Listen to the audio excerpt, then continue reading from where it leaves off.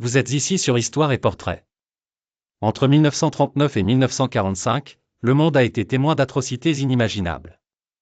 Les camps de concentration nazis, symboles de la haine et de la barbarie, ont vu des millions d'innocents mourir.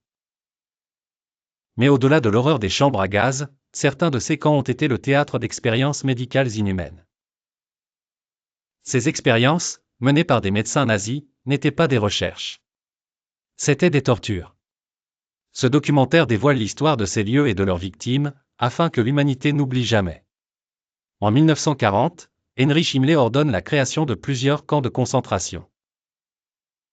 L'un d'entre eux, destiné à des expériences spéciales, devient rapidement un laboratoire de mort. Ces camps étaient conçus pour isoler les victimes. Leur éloignement garantissait que personne ne puisse témoigner des atrocités qui s'y déroulaient. L'objectif était clair, expérimenter sur des êtres humains. Nous recommandons l'isolement complet des sujets. Ces travaux doivent rester confidentiels et ne peuvent tolérer aucune fuite d'informations. Les nazis prétendaient œuvrer pour la science, mais leur motivation était bien plus sinistre.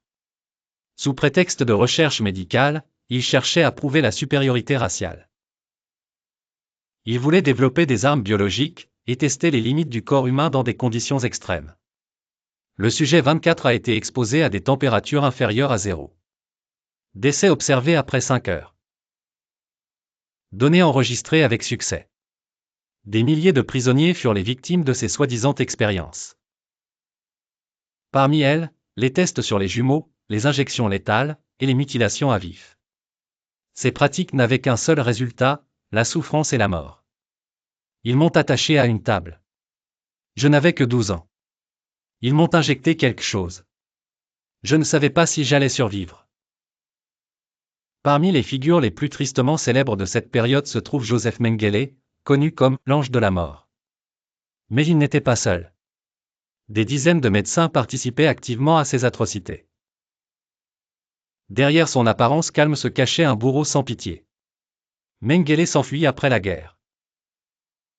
Il échappa à la justice pendant des décennies.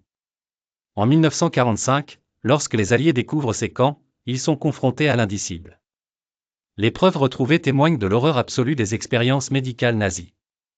Ces actes ne peuvent être qualifiés autrement que de crimes contre l'humanité.